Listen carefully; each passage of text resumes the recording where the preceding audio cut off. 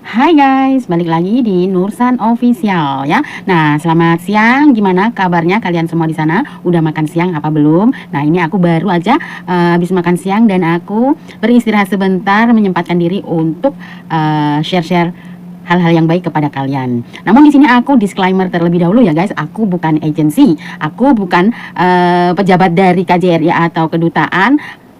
Tapi aku hanyalah seorang TKW ya, yang aku di sini akan share-share hal baik kepada kalian, baik yang pemula ataupun yang sudah lama di Hong Kong juga. Jadi di sini aku ingin mencari sahabat-sahabat yang banyak, tentunya sahabat yang baik.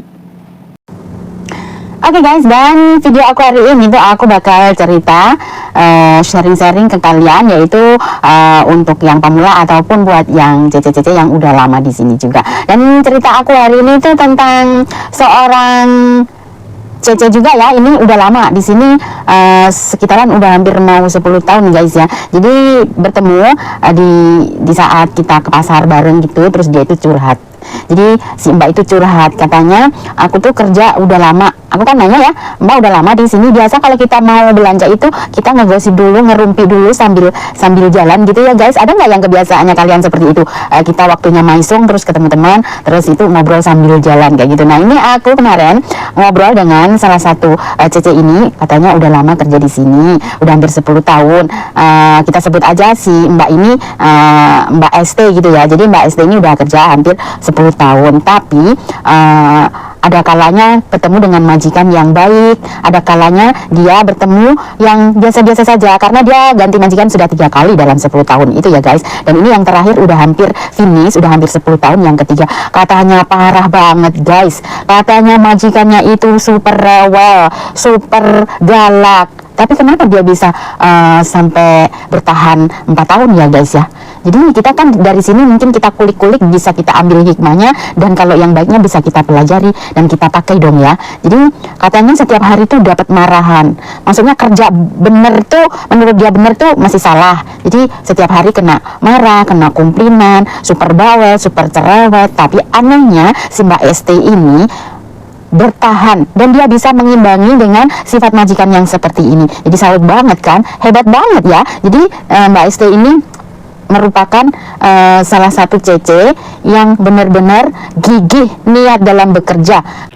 Dan hati si Mbak ST ini sangat tulus, bekerja juga sangat ikhlas ya. Tapi ya itu tadi, mungkin semua kembali kepada rezeki kita. Jadi kita rezekinya mungkin berpindah-pindah dari tangan yang satu ke tangan yang lain. Jadi istilahnya bekerja yang pertama untuk 4 tahun, kemudian tidak dibutuhkan lagi, dia mencari lagi yang lainnya. Dan bekerja selama 2 tahun. Kemudian setelah 2 tahun katanya pindah lagi. Sangat-sangat gigih dalam bekerja. Jadi aku di sini tuh ngelihatnya juga salut banget gitu ya. Dan bersabar. Di awal pertama ke Hong Kong katanya bekerja, yang satu majikan pertama itu bekerja 4 tahun guys. Tapi alhamdulillah kata dia, majikannya itu baik. Dia adalah merawat bobo atau nenek, grandma kayak gitu ya. Jadi mereka itu sangat happy, enjoy setiap harinya. Jadi bisa mengisi satu sama lain itu ngeklik gitu guys. Jadi nggak pernah ada komplain, nggak pernah ada hal yang membuat majikan itu tidak senang. Jadi si Mbak ST ini benar-benar bekerja itu fokus menjaga nenek, dan neneknya juga sangat sayang banget sama si Mbak ST ini. Dan kemudian setelah finish guys, juga masih dalam keadaan apa ya, hubungannya itu juga baik hingga sekarang. Nah kemudian sekarang pindah lagi ke majikan yang 2 tahun finish, kemudian cari lagi. Dan si Mbak ST ini apa ya, selalu jaga orang tua gitu guys. Dan mungkin memang keberuntungan atau good luck-nya dia itu ada di pekerjaan yang menjaga orang tua. Nah setelah selesai tahun, kemudian pindah lagi yang 2 tahun ya. Jadi berpindah-pindah gitu intinya guys ya. Nah yang belakangan ini dia Mbak ST itu ya pindah lagi setelah finish. Dia recordnya bagus guys, jadi selalu finish walaupun dia mendapatkan perlakuan majikan itu yang kurang baik, tapi dia selalu memegang atau menghargai kontrak kerja kita itu harus selalu finish gitu. Motifnya dia itu kayak gitu. Jadi tujuan yang sangat bagus banget ya. Jadi secerewet apapun, segalak apapun majikan kita, kita itu harus bisa finish gitu guys ya. Jadi niat kita kan kerja ya ke sini. Jadi selagi itu majikan tidak main tangan loh ya, tidak memukul, tidak melakukan kekerasan. Kalau majikan cerewet, galak, itu mah udah biasa. Karena semua majikan Hongkong itu 99% adalah galak, cerewet, dan suka marah-marah kayak gitu. Jadi kita ya seperti di video yang lalu-lalu bahwa aku tekankan kita harus punya hati yang tebal, hati yang kuat, kesabaran yang double. Nah itu fungsinya ya. Dan setelah pindah di majikan ini finish kontrak dan kemudian pindah lagi ya. Pindah lagi, ini menjelang sudah mau 4 tahun majikan yang ketiga ini ya guys. Dan si Mbak ST ini pindah di majikan yang ketiga ini sudah lama, hampir 3 tahun lebih ya.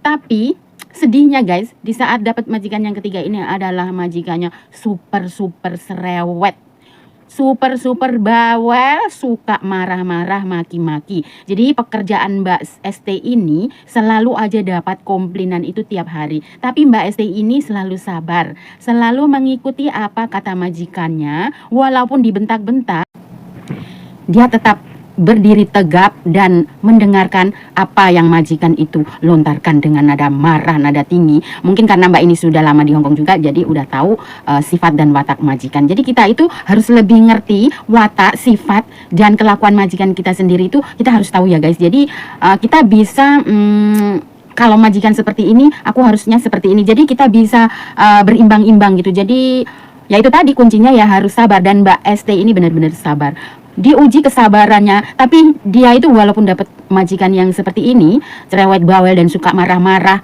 itu, tapi dia udah mau finish loh guys, udah 3 tahun lebih. Jadi kan hebat banget ya, salut juga sih yang demikian ya. Kan kita kadang-kadang manusia ya, kadang-kadang ada timbul rasa emosi kayak gitu ya. Terus Mbak ini kalau selalu Mbak ST ini ya, kalau tiap harinya tadi aku bilang kan dia cerita selalu dapat komplainan, kerja bener nggak bener selalu diomong, dimarahin. Tapi kalau dia sudah begitu karena sudah tahu majikannya seperti itu kan, jadi ya sebisa-bisanya kita menyiasati. Yang penting kita nggak boleh tinggalkan sopan, walaupun kita dibentak-bentak kita juga tetap aja harus sopan. Namanya kita kan bekerja ya guys, jadi kesopanan itu juga jangan dilupakan. Sekalipun kita marah ya kita respect aja gitu, karena kita mungkin menurut dia kerjaan kita kurang baik, jadi dikomplain ya kita harus terima komplainan itu selagi kita nggak dipukul ya guys. Nah Mbak ini sabar banget.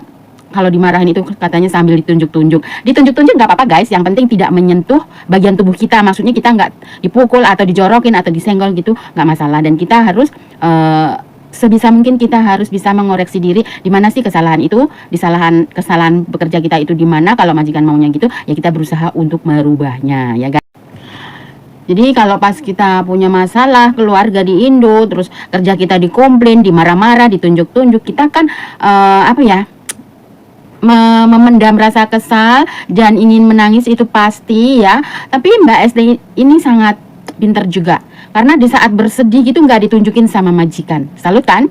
Jadi dimarahin tiap hari loh, tapi tetap tegar, sabar. Dan kemudian setelah majikannya itu memaki-maki selesai, orang sini biasa kalau kita lagi diomelin, dimaki-maki itu ya 1 menit atau 2 menit kayak gitu udah berubah lagi, udah baik lagi kayak gitu. Jadi nggak marah itu terus seharian marah, enggak. Di saat kita salah, majikan itu akan menegur, dan cara menegurnya kan berbeda-beda. Ada yang dengan nada tinggi, ada yang biasa aja kan. Kalau kita lagi dimaki-maki tuh kita kesel banget kan ya.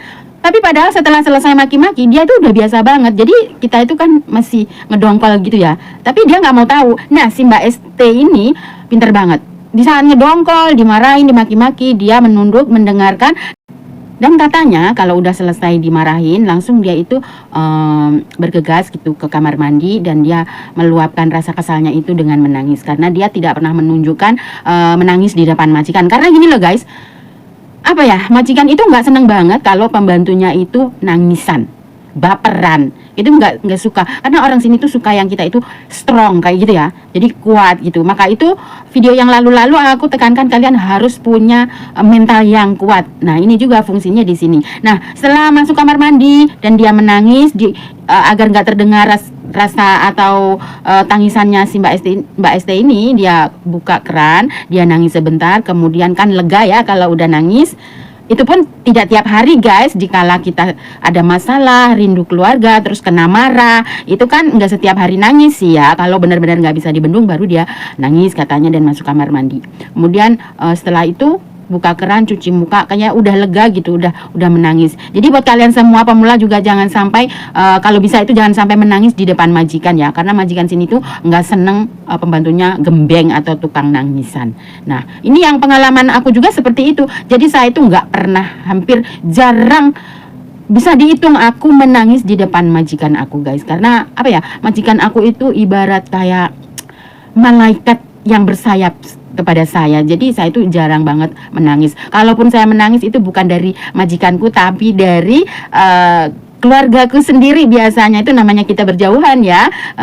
Kadang itu ada perselisihan paham dan itu yang biasanya membuat saya menangis. Tapi dari majikan aku sendiri nih nggak pernah aku menangis. Dibuatnya menangis itu nggak pernah. Maka itu bisa bertahan sampai puluhan tahun. Nah ini sedikit curahan hati aku tentang majikan aku. Nah kembali lagi ke Mbak ST ini. Nah, Mbak ST ini walaupun setiap hari kena komplain, kena marah, tapi dia udah bisa memahami sifat majikannya. Jadi dia juga bisa bertahan sampai 4 tahun. Jadi hebat banget ya Mbak ST ini. Dan mudah-mudahan kalian bisa meniru dan mencontoh Mbak ST ini untuk kalian pemula yang benar-benar ingin bekerja, mendapatkan uang yang banyak, dan semoga bisa menjadi CC yang profesional gitu guys ya.